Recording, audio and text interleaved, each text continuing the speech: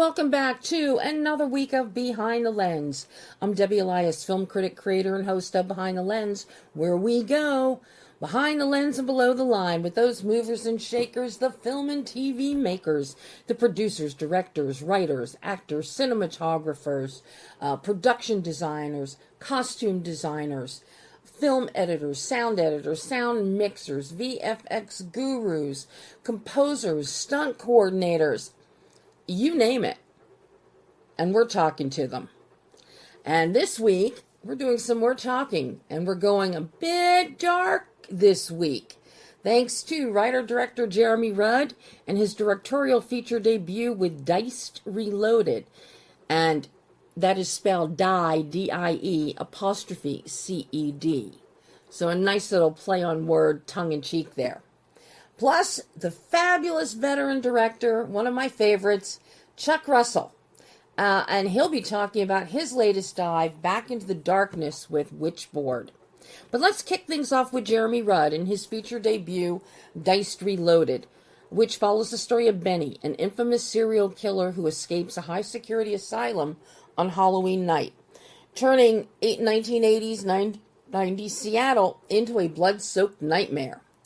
Reborn behind a twisted scarecrow mask, he leaves a trail of carnage across the suburbs as whispers of his gruesome past resurface, fueling panic in a city soaked in neon and fear. But Benny isn't just killing for pleasure. He's hunting a specific someone.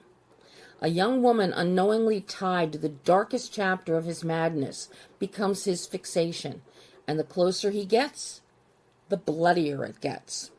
The result is a brutal, synth-drenched scarecrow slasher soaked in nostalgia, where Benny carves his place in horror history one body at a time. What makes Diced Reloaded interesting from a storytelling and production standpoint is that this began as a short film, conceived by Jeremy during the pandemic and inspired by slasher movies of the 80s and 90s. With the idea of a film that would pay homage to those bloody slasher classics, Jeremy developed the scarecrow-like villain of Benny, and blending elements of those classics with his own ideas, Diced was born. Garnering a cult following thanks to it being a viral online hit in 2023, Jeremy then took the next step and expanded his short film of Diced into Diced Reloaded, taking a deeper dive into this new franchise villain of Benny. Written and directed by Jeremy Rudd, Diced Reloaded stars Eden Campbell, Jason Brooks, who is fantastic as the nimble and non-verbal Benny. Also Nigel Vana and others pop up in here. In speaking with Jeremy in this exclusive interview, we highlight the film's creative elements, including the opening title design and the use of red, black, and white. It's not often we get to talk about the title design with a filmmaker, so that's a treat. And speaking of title design, stay tuned. Coming up in a few weeks is going to be a conversation with a title designer. But I digress. We also talk about him working with cinematographer Tyler Jones and discussing the visual grammar and the lighting design, which gives way to some very cool visual metaphors. Also, the challenges of extending the film an additional 40 minutes or so to turn the short into a feature. That is not as easy as one might think. And you're going to hear Jeremy talk about that. Initially, Jeremy handled all aspects of editing, color grading, and sound design himself, learning as he went. And he has some interesting things to say about that learning curve, including the film's pacing, minimal dialogue, and the gory kills. Is there such a thing as too much? And one of the biggest highlights of the film, which we do talk about, beyond Jason Brooks' incredible performance as Benny, is the film's score and needle drops, all of which I want to have on a soundtrack. So, take a listen as writer-director Jeremy Rudd discusses Diced Reloaded. Hi, Jeremy. Hello, how are you? Very fine. How are you today? Doing pretty good.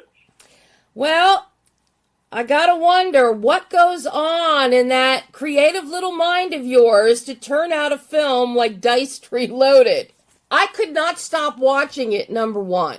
You've got a lot of creative things happening here. You've got your opening titles are wonderful.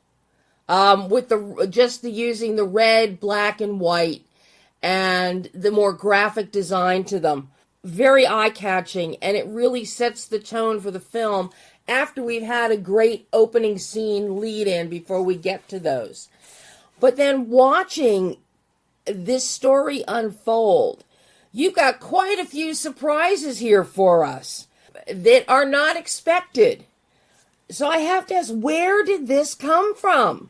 Did you wake up at breakfast one morning and think, a scarecrow slasher who's really sick and twisted?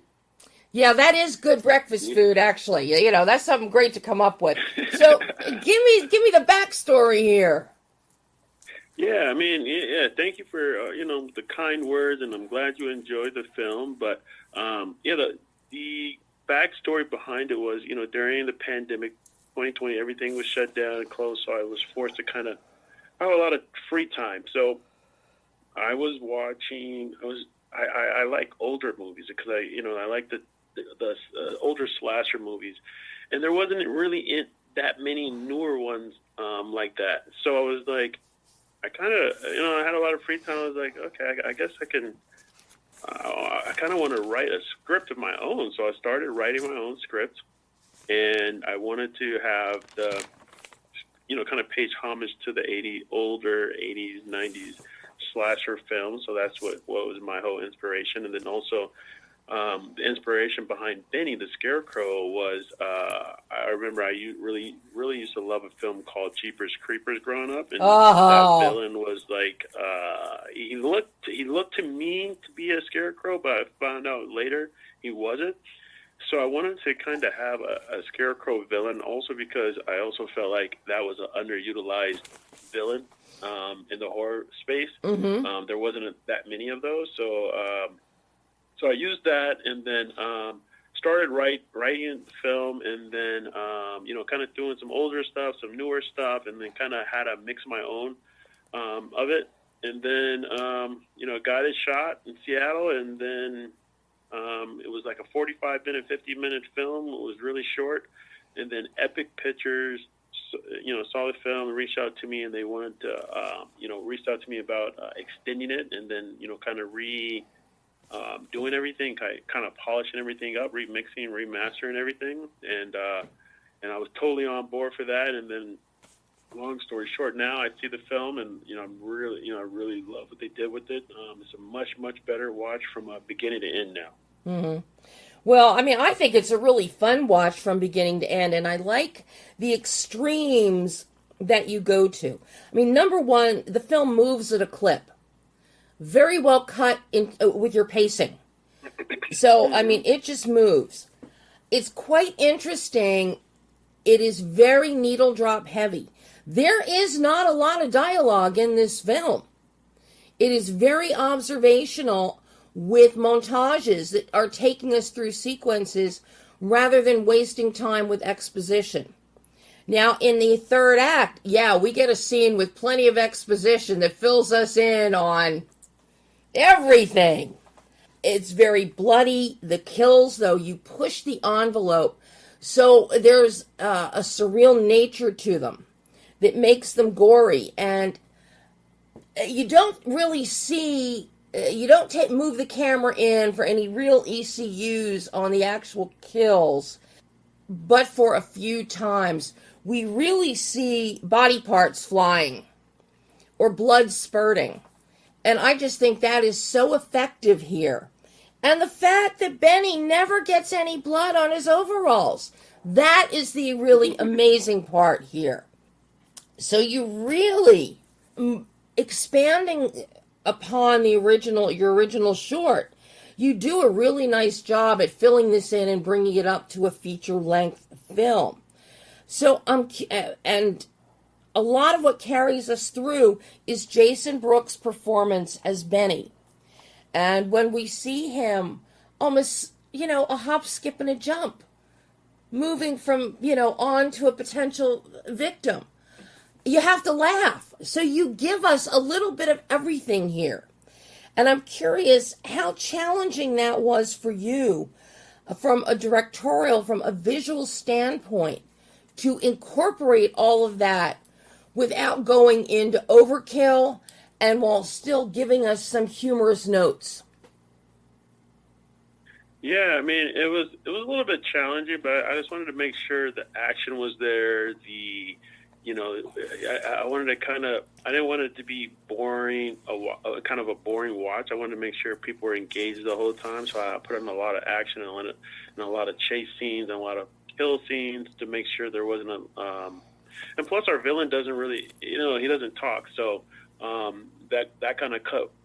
That's kind of the reason why the dialogue was kind of cut short, because the villain doesn't talk. Mm-hmm. But also just wanted to have a lot of the action and kill scenes where I feel like people really kind of gravitate towards horror films about. So that's kind of the whole overall reason. But definitely, I feel like in part 2, I'll definitely want to keep the action, the kills, and then also I kind of want to dive a little more into our final girl and give more of a backstory on her, and then also, of course, touch in a little more areas with Benny as well. Oh, absolutely. You can go so far with this character of Benny, and with the way that you conclude this particular chapter in his life. And I want to see more. We had the reference to his treatment as a child by his step-parents and cutting his tongue out and gross things like that. But I want that expanded on. I would love to see more of that to give us even greater context. Because as you mentioned, there haven't been too many scarecrow characters in horror films. So this is a refreshing aspect to bring to the genre. Now, how did you pick 1998 as your decade? The original, we had crimes happen in 1987. Now it's 11 years later. How did you select that era to set this tale? I just selected that era because that's when I started watching a lot of the horror films. I mean, for horror films in that era. A lot of the first Friday the 13th, a lot of the first Halloweens, and then there's really like Child's Play growing up, and a lot of those films were filmed in the 80s. So that's why I picked that year, and then I just wanted to kind of pay homage towards those films, so that's why I picked that year. Well, I have to say, again, it was quite refreshing to see 1998 and the way you have depicted it. You really hearken it back almost to like a 1950s, Leave It to Beaver, with Dad and his son and his daughter, and you've still got a landline that they're calling on. In multiple places, we're using landline phones. God bless them. The high school kids, they all look normal. Chris, he's got a little bit of a 1950s or Fonzie kind of bent to him. So it's really nice. Kids are still trick-or-treating safely. Their parent is with them. It's very nostalgic in that respect, and it really works well, Jeremy. You really pull it off and pull in that time period for us, which I appreciate. Now, I've got to ask you about working with your DP, working with Tyler Jones. You have some nice camera work, nice flow. You've got really nice lighting, especially in the third act. You've got a warehouse scene. You have a visual metaphor with the lighting. You've got red, green, and yellow lighting happening. In that third act, we've got, stop, go, caution. Obviously, that was deliberate on the part of you and Tyler to have that. So talk to me about working with Tyler and developing the visual grammar here. Yeah, Tyler's a rock star. He was very professional. He helped out a ton on set because he knew this was my first time directing.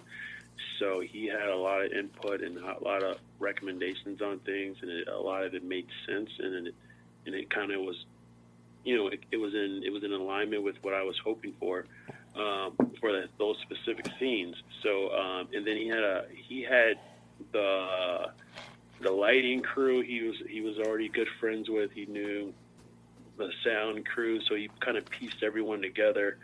And then, he had a lot of experience on his own as well. So, yeah, definitely highly recommend him. He was really good, to work with, especially, me being the first time doing this. And I learned a lot as I was shooting that film, from the first day to the last day, and it just got better from there.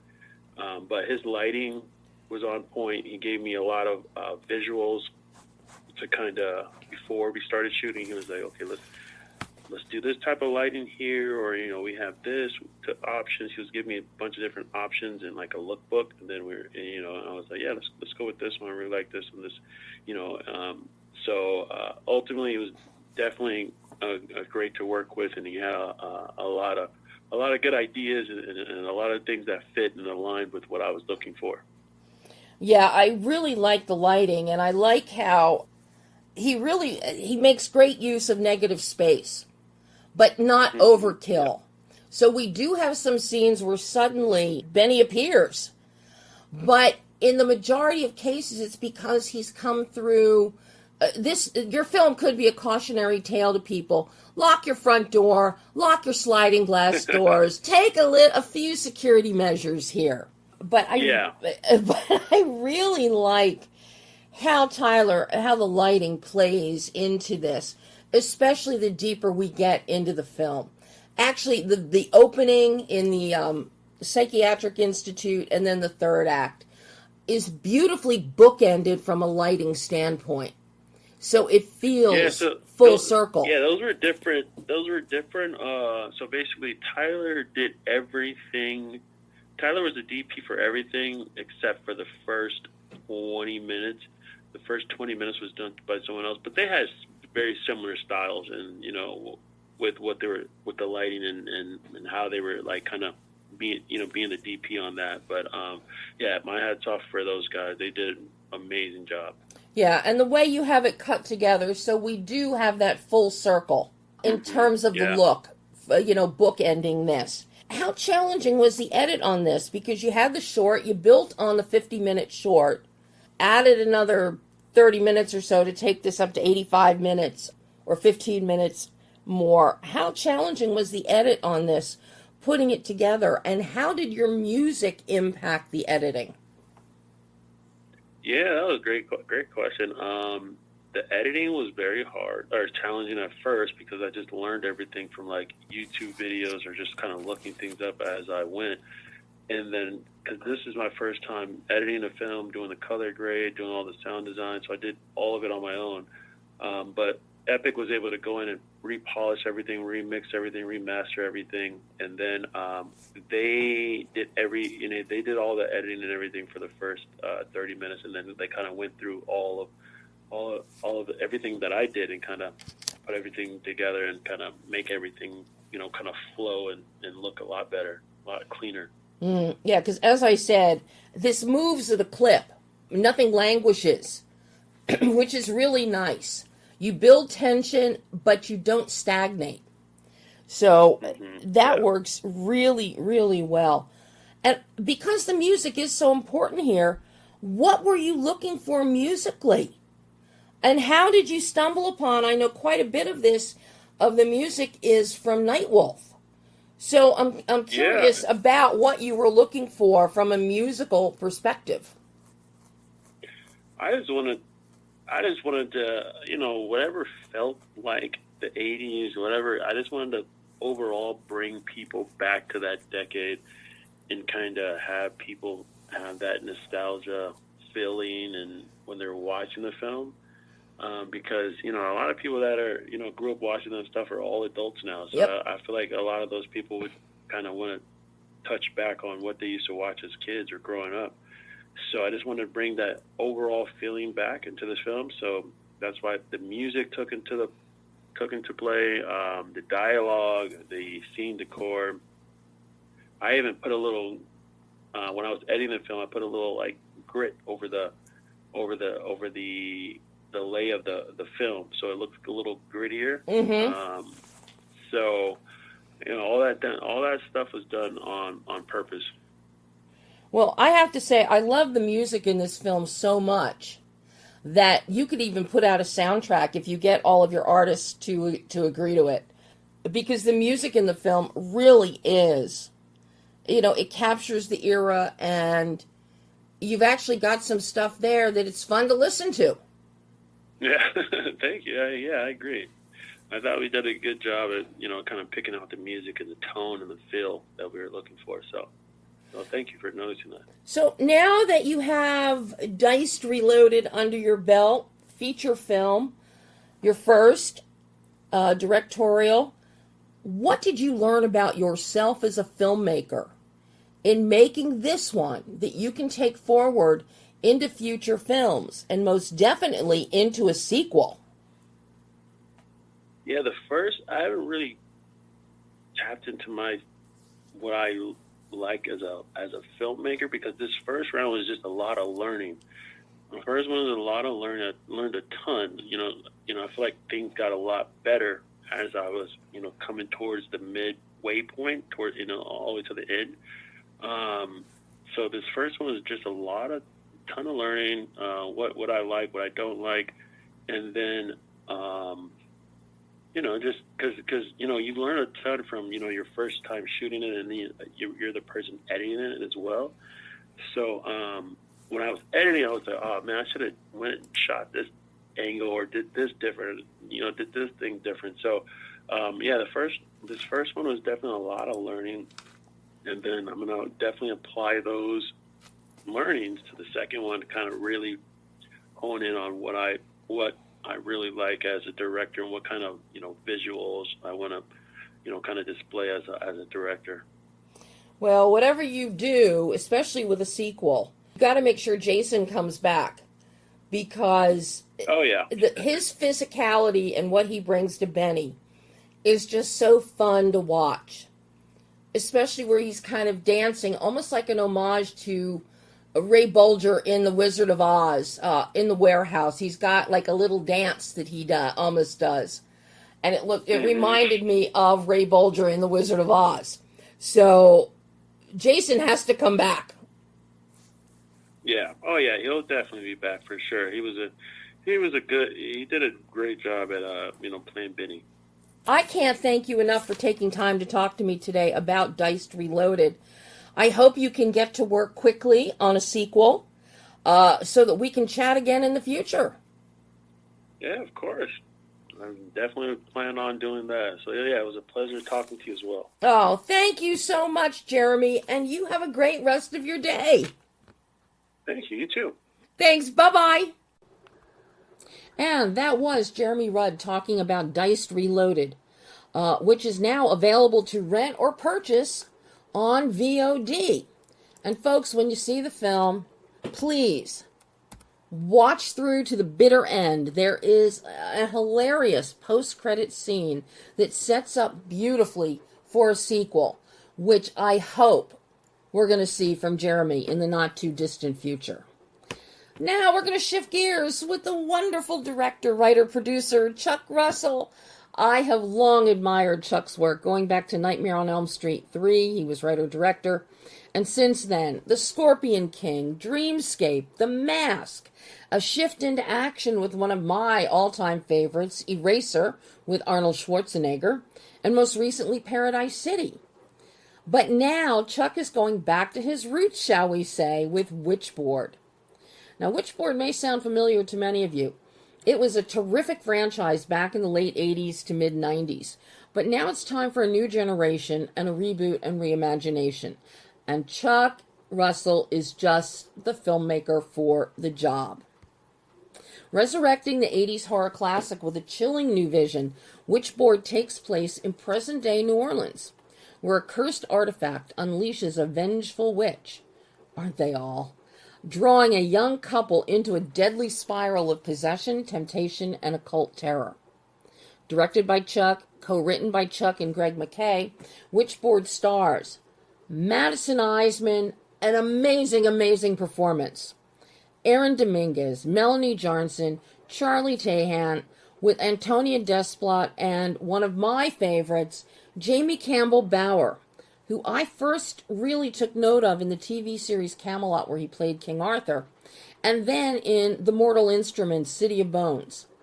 I have been a big fan of his ever since, including his work in Kevin Costner's Horizon: An American Saga.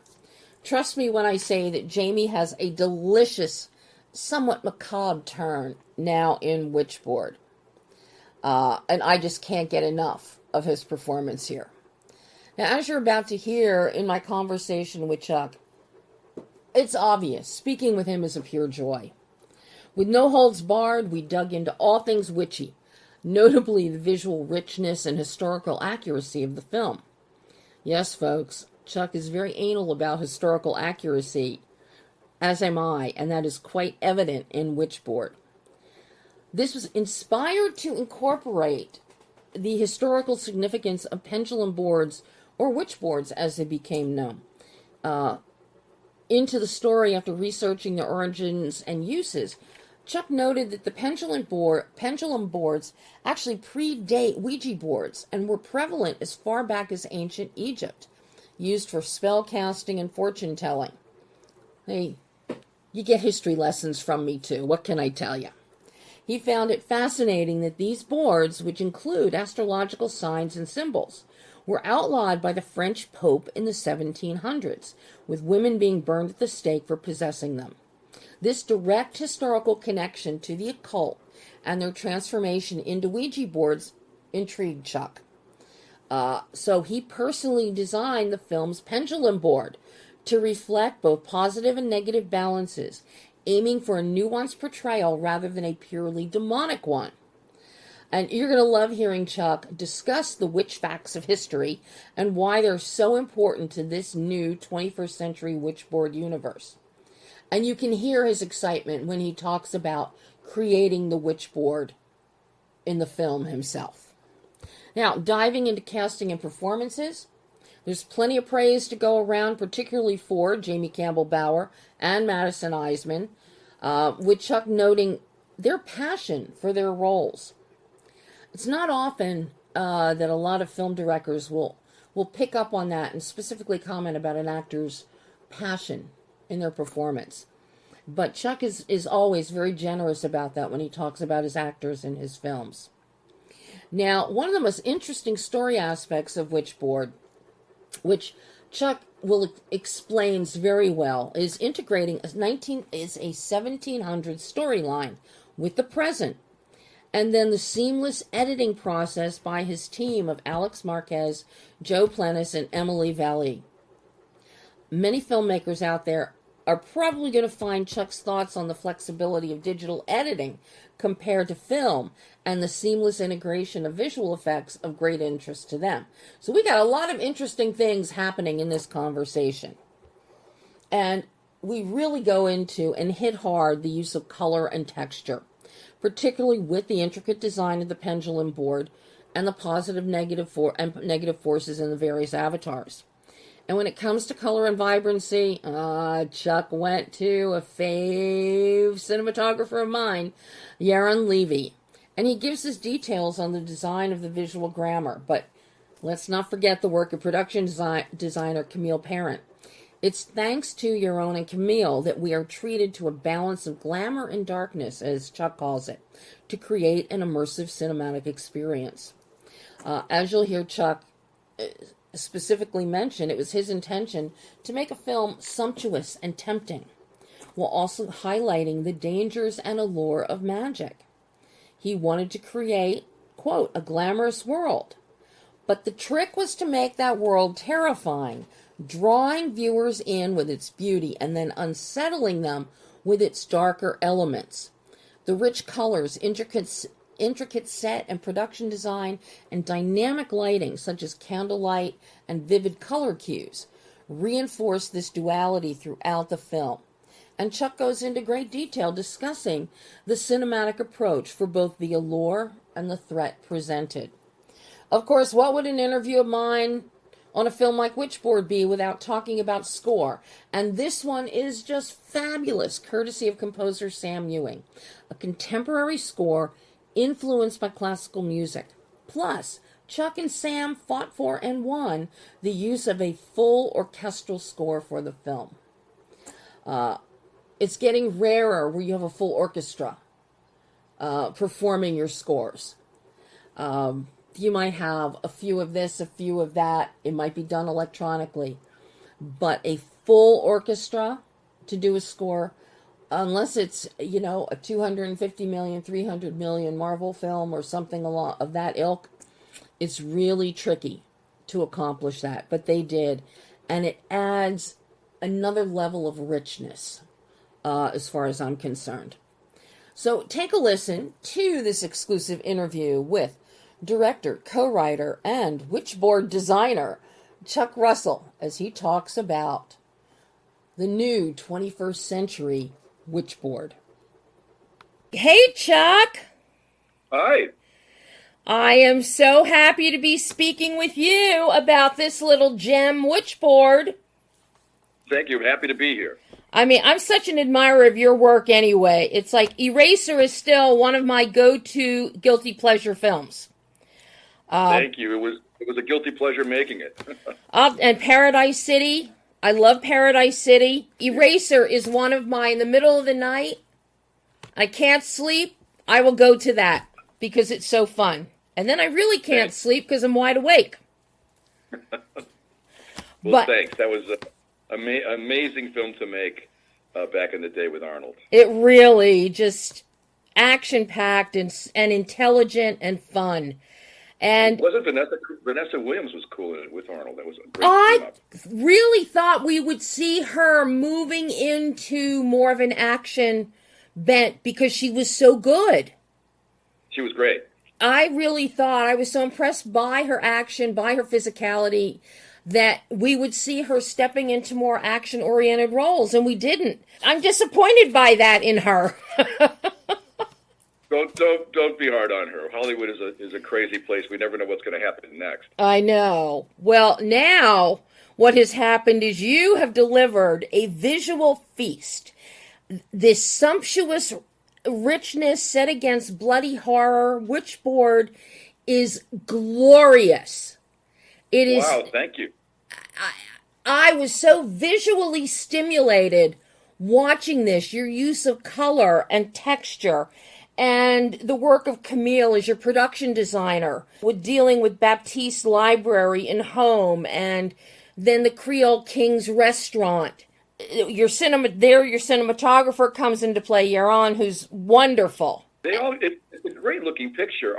Our intention here was to give the international audiences a great cinematic experience. As an independent film, that's rare. So I used all my skills from my studio movies to make this big and fun and scary as hell. That was the plan. Well, you certainly succeeded, and it truly is. It is beautiful to look at. It's like I wanted to eat all of that food that was plated. You've got so much food design happening here, Chuck. It's gorgeous. Every frame is gorgeous. So thank you for noticing this. We really put our hearts into it, all of us. And I see magic is a temptation. Yes. Right? The Wicca, there's a good side to it, and there's possibly a bad side to it. But I wanted to make the whole movie sumptuous and tempting to show how our characters got drawn into this world. And that's exactly what you do. Your metaphor, your overall metaphor, and then specific metaphors are very strong. And a lot of it, I think, is going to be subconsciously absorbed by the audience. But how do you even start and approach this? Because a tricky element of this film is the fact that you're going back and forth in time. And you're not changing your visual tonal bandwidth. You're not going into a sepia blah. No, it's as vibrant Look, and alive in the present as the past. Thank you for that observation. I don't like films with flashbacks, actually. So none of these are flashbacks. There's a parallel storyline happening in the 1700s that our cast, that Madison Eisman's character, is affecting the outcome also in the 1700s. So as a filmmaker, that was the excitement and the challenge for me of choosing this particular story. It's seamless as we transition. How do you even start breaking this down? You've got this script, developing it. What were your primary considerations in working on the script with Greg? And then how do you even start to break this down from a visual standpoint? I can't stop myself. So the whole point of returning to horror is it can be the most visually creative genre. I mean, in other words, I can let my imagination fly, particularly when I have a device like the WITCHBOARD, which in our story is a one-off. It's a lot like The Mask. In The Mask, there's one historical prop that is imbued with magical powers if you know how to access it, and you better beware if you do. So that was the fun in this piece. I had noticed pendulum boards years ago, and I couldn't figure out why they hadn't been used in the genre. They predated Ouija boards. They were more prevalent all the way back to ancient Egypt. They were used for spell casting and for telling the future, trying to affect your fate. And it isn't just letters, it's astrological signs and symbols. Yeah. And when I designed that board, every symbol has a deep meaning and can be interpreted like tarot cards for a positive or negative meaning. That is fascinating to me. And to tell a story with that board stimulating the action was irresistible, really. And I love what you did, because with the intricacy and the detail of the WITCHBOARD itself, of the pendulum board, the color that you use there for each of these little iconic avatars, shall we say, that translates when the pendulum lands on something, the color, it comes to life. We might have the vibrant, vivid green, and then we'll see green elsewhere really pop in the room. Same thing with reds. You really use color so well, pulling it from the WITCHBOARD into the surroundings that we're in the moment, be it the restaurant, be it in the bedroom, be it candles suddenly just flashing upward when the pendulum starts moving. It's gorgeous the way you did that. Thank you for noticing. Look, these are almost subliminal things. I like to create a glamorous world, and the trick is to make that world terrifying. So the draw and the glamour of Wicca, of witchcraft, and even in Madison's character's backstory with the drug issue, I find the obsession with drugs very much a metaphor for an obsession with magic. Yes. They're both a dangerous path. So I'm not recommending pendulum boards or Ouija boards to anybody. In fact, it's a cautionary tale. What were your conversations with Yaron like to develop your visual grammar? Because you do have very specific visual grammar here. I love how you use ECUs and you use them judiciously. Can you talk to me about what your considerations were with him for how you wanted to shoot this?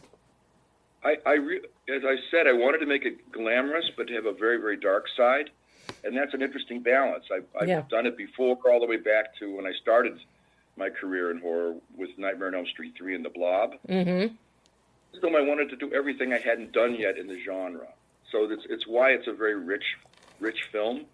It's a great linear storyline, but it's rich with ideas regarding the power of the supernatural and how we can envision it. Yeah. So number one with Yaron, I do a lot of sketch work when I'm writing, was to kind of go through that and to talk about, the details of getting these greens and golds and reds that really go back to medieval paintings, actually, in the film without making it sugar-coated, to create a convincing and a dark world as well. But thank you for noticing that. I don't get those comments a lot, so maybe you're a filmmaker yourself. And the lighting is spectacular.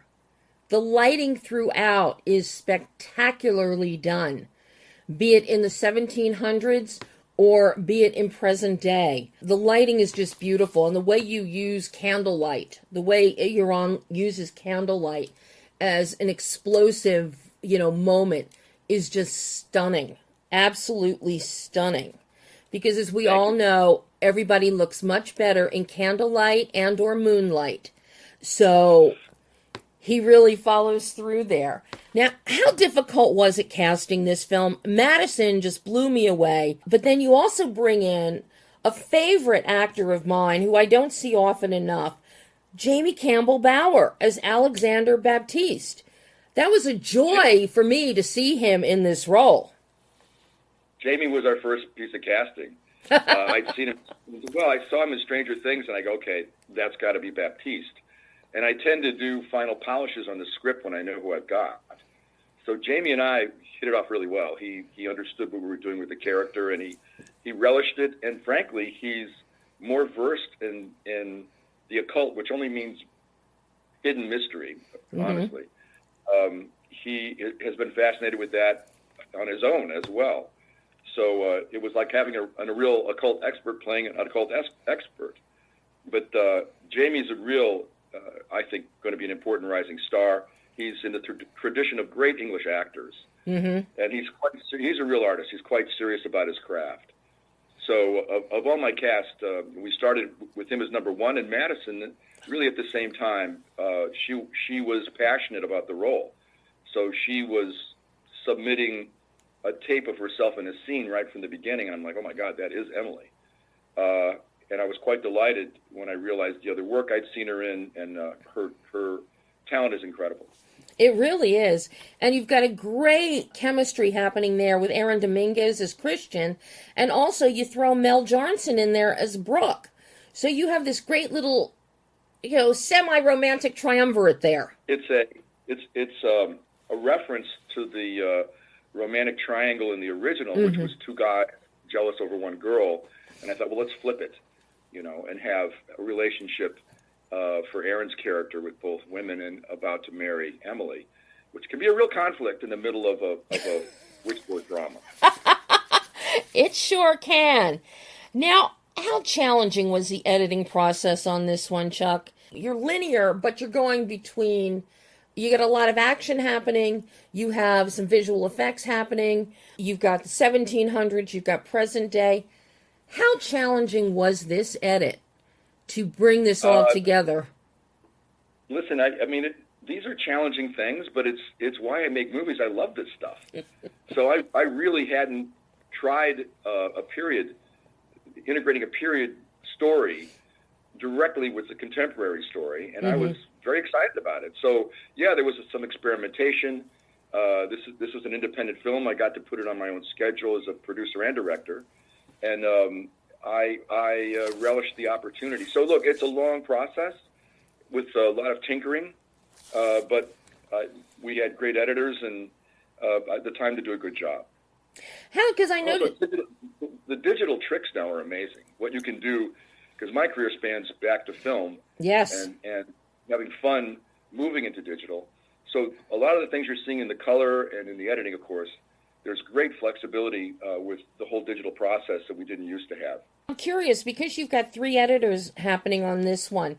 Were they working in tandem, or were you passing this off for director's cut version 1, version 2? How did that work for you with multiple editors? Let me pause for one moment, may I? Sure. Hold on, are we live? I don't know. No, we're not. I'm pre-recording this. All right, I'll tell you why. Because I want to give credit where it's due, since you asked. Can we come back to this question while my phone boots up? Of course. Not a problem at all. So, thank you. While your phone is waiting to cooperate with you, I want to ask. Yeah, you might need a little witchcraft there. You might need your own witchboard to summon it. I need it. I'll tell you. I could use one. I want to ask you about Sam Ewing's score. Oh my gosh, isn't Sam talented? He's amazing. I love the score here. I love it. It fits the 1700s. It fits present day. Nothing overpowers you. And it has even kind of a mystical kind of quality to it where it needs it. How did you find Sam, and what were you looking for musically? the trick with Sam, I wanted a big score, but I wanted it to be contemporary. But influence, this was actually the harder challenge with all the time zones in the story, because I wanted influenced by classical music, because Jamie's character kind of lives in the 1700s in his head. He's an expert in the period. He decorates his home that way in the story, and then we transition to the 1700s. So we used some classical music, and Sam was able to integrate it with a big, exciting horror score, really. I wanted to do a full orchestral score, which we did.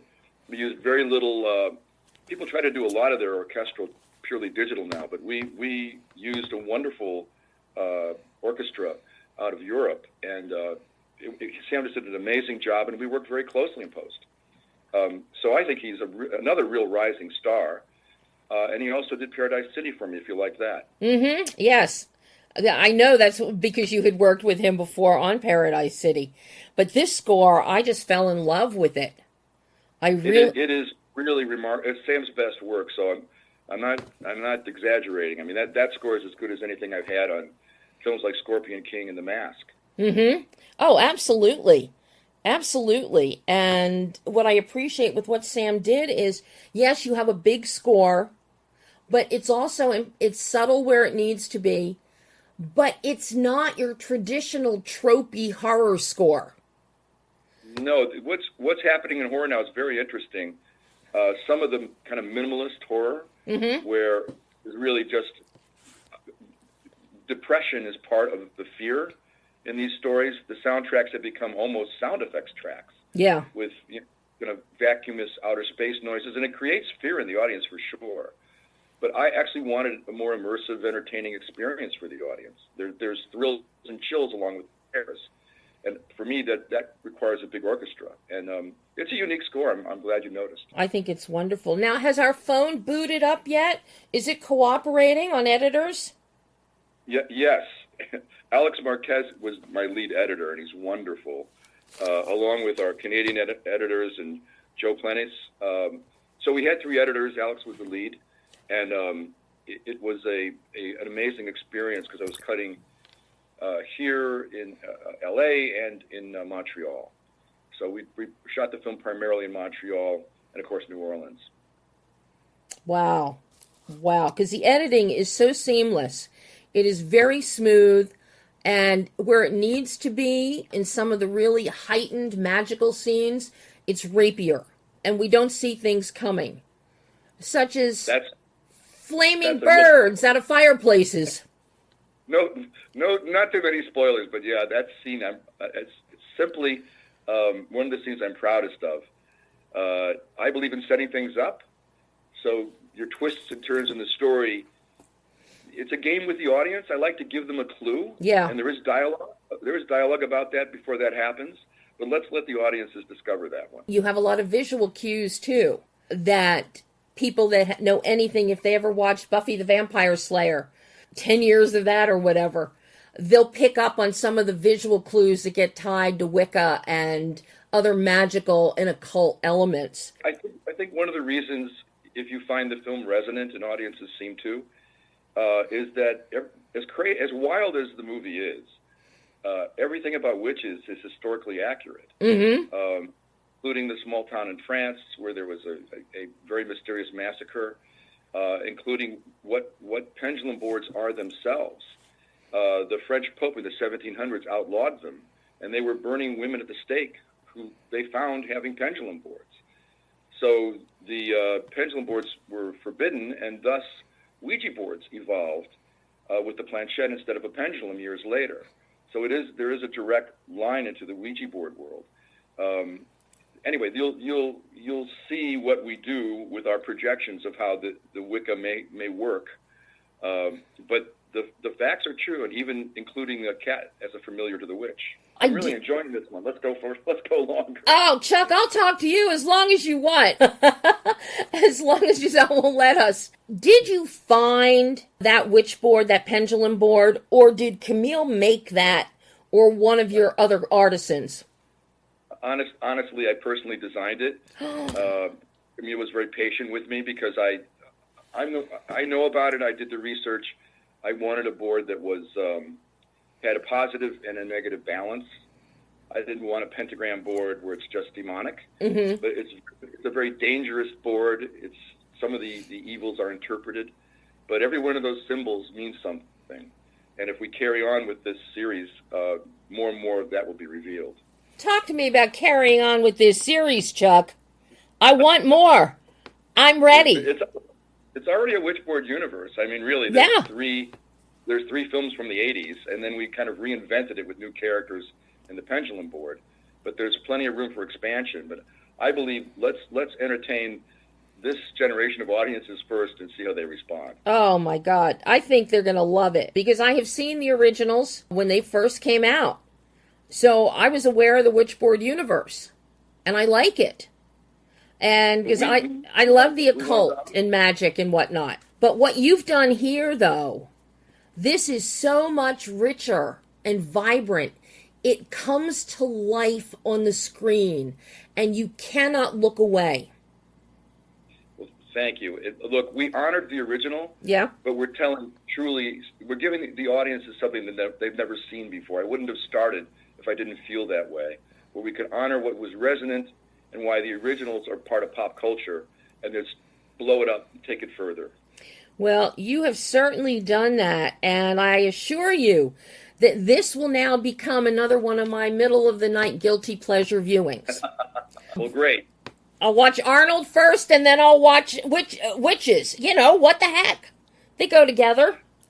We'd be honored, and I secretly hope people that really practice Wicca will get a kick out of this, because we show the good side of Wicca as well.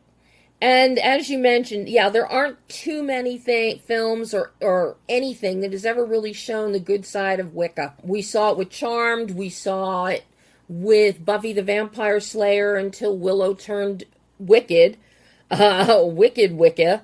But, we don't see the good side that often. We're more familiar with the bad. So not to mislead the audiences, this is not for kids. Oh, it's terrifying. It's terrifying, but I don't think I can dramatize the dark without showing a little light. That's the only way to do it. You've got to have two sides of the coin.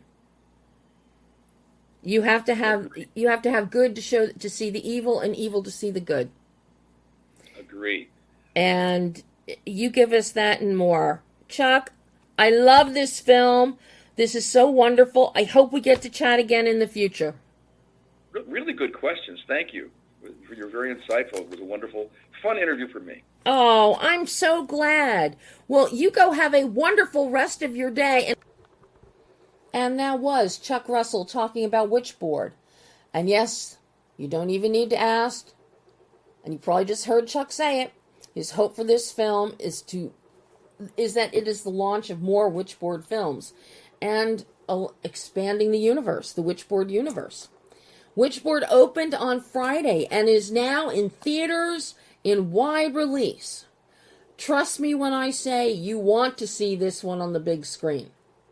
It is glorious, absolutely glorious.